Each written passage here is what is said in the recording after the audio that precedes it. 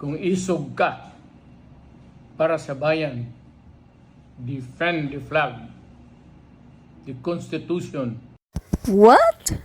Mawalang galang na po, Tatay Digong. Ang sinasabi nyo kasi, defend the flag and the Constitution? Unang-una muna, Tatay, no? Kayo po kasi ang number 1 na violator ng Constitution.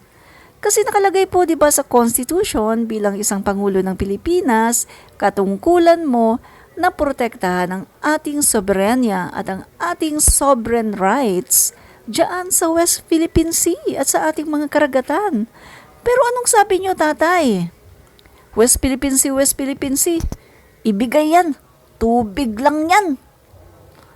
Tatay, ilang beses mo nang sinasabi yan eh. Pagkatapos, nagkaroon ka pa ng agreement, gentleman's agreement with China, na ikaw mismo, nakipag-deal ka sa China na walang galawan. Hindi natin naayusin ang BRP Sierra Madre, nahayaan na mabulok na lang yun. Kasi pag ginawa mo yun, Tay, ang implication kasi niyan, mawawala na tayo ng post dyan sa Ayungin Shoal. At kapag wala na tayong post dyan sa Ayungin Shoal, ayan na, sasakupin na naman yan ng China. At the worst ay tatayuan nila yan ng military bases. Katulad ng ginawa nila sa ibang parte ng West Philippine Sea. So, Tay, kung titingnan natin, yung sinasabi nyo na defend the Constitution, kayo po ang unang-unang violator ng Constitution ng Pilipinas. At sabi nyo, defend the Philippine flag, heto kayo ngayon, nagiging mouthpiece kayo ng China. At yung China narrative ang inyong ipinakakalat at pinaninindigan. Tay, hindi po totoo yung sinasabi nyo na defend the flag and the Constitution. Dahil alam nyo naman at the back of your mind, alam nyo na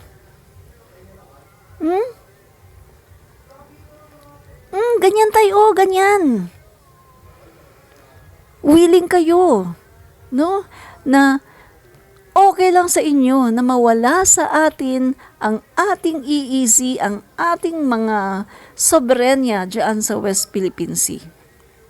Yan ang pinagtatanggol ng Pangulo natin ngayon. Pero galit na galit kayo, Tay. Bakit kayo nagagalit, Tay? Ang Pangulo natin ngayon, pinagtatanggol lang naman niya ang ating soberenya. Ang sabi niya sa SONA, Tay, ha? Sa SONA. Hindi pa siya nakakaupo, Tay. Ang sinabi niya, not even an inch, not even a square inch of our territory ang mawawala sa atin. Ibig sabihin, Tay, hindi pa nakakaupo ang Pangulo. Ayan na talaga ang kanyang prinsipyo at pinaninindigan. Kaya tayo mali yung sinasabi mo na, ay, biglang naging pro-America, biglang nag-iba ng policy, ng foreign policy, kasi gustong kunin yung mga naka-freeze na kayamanan. Tay! That's a big, big lie!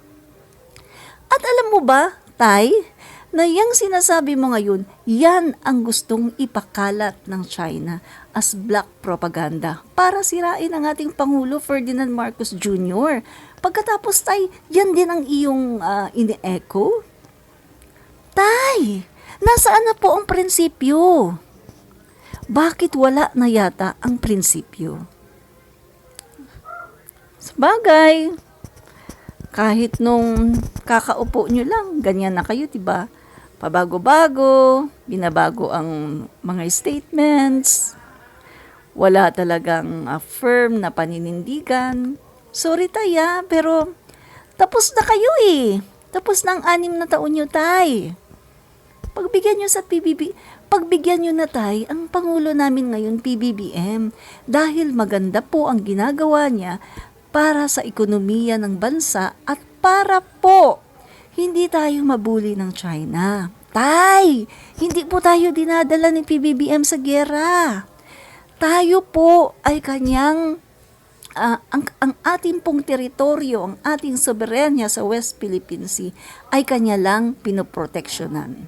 At ito po ang paraan, Tay, para maging deterrent ito sa China na hindi sila basta-basta na makakakilos at mag-aalangan silang gumalaw at angkinin ng ating soberenya sa West Philippine Sea dahil ito yung nagiging deterrent na marami tayong kaalyado. Tay, ito yun, Tay. Pakiintindi naman po, Tay. Lawyer po kayo eh. Tapos naging Pangulo kayo ng Pilipinas, Tay. Pakaintindi po, intindihin po ninyong mabuti. Pakipasok po sa inyong isipan. Tay, pwede po one request? Kahit one day lang po, tigil po muna tayo sa fentanyl at saka sa MJ para po makapag-isip po ng maayos. Pwede ba yun, Tay? Kasi, Tay, nagtataka ako, Tay, sa inyo eh. Bakit galit na galit kayo kay PBBM? Bakit pinapabagsak niyo siya? Ang ganda naman ng ginagawa ng Pangulo, Tay. Foreign policy pa lang, sobrang galing na eh. Investors. Only in the time of President Marcos Jr. na nangyayari ito. Na talagang ang daming investors. Tay, hindi nyo ito nagawa eh. Nung kayo ang nakaupo, hindi nyo nagawa ito. Hindi nyo napaangat ang ekonomiya ng ating bansa. Tapos, Tay, nag-iwan pa kayo ng sandamakpak na utang, Tay. 7.6 trillion. Remember nyo, Tay? Tapos, Tay, ang dami nyo pang mga, corruption, no? Doon sa mga cabinet members. O, Duque, Health Secretary, mga nawawalang mga ayuda. Tay, pagbigyan niyo po si PBBM. Mag-aantay lang naman po kayo ng 4 na taon eh. 4 na taon lang po, Tay. Mabilis lang po yun. Pagbigyan niyo po si PBBM. Kakatapos niyo lang naman, Tay, di ba? Biruin mo, Tay, naka 22 years ka as mayor. Pagkatapos mong mag-mayor, ito ng 22 years, naka-6 na taon ka as presidente. Pagkatapos, Tay, inilagay mo dyan sa Davao, yung pinatakbo mo yung mga anak mo kasi, Tay, hinawakan nyo na ang Davao, ayaw nyo na ibigay sa ibang tao. Tay, kung titingnan natin, Tay, kung sino ba ang may greed, hindi po si PBBM. Lumalabas po na kayo po na pamilyang Duterte ang merong greed. Kasi, Tay, hinahawakan nyo na ang Davao, gusto nyo kayo lang, pamilya nyo lang, walang iba. Tay, alam mo, Tay, wish ko one day, merong talagang tumindig na kumalaban sa Duterte.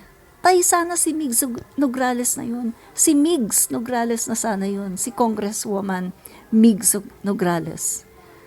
Kasi, Tay, malakas talaga yan. At kapag tumakbo yan, Tay, magaling yan. At, natitiyak ko, fair yan. Hindi yan magkakaroon ng mga LJK sa kanyang drug war. So, Tay, ito po panawagan ng taong bayan. Tulog na lang po kayo, Tay. Rest na lang po kayo. Kasi kailangan nyo po ng rest. Tapos na po kayo no? Kailangan nyo po ng pahinga. Pahinga na kayo, Tatay. Ingat po kayo. Pahinga na po kayo, Tay. 80 years old na po kayo. Maraming salamat, Tay. I love you. Mwah!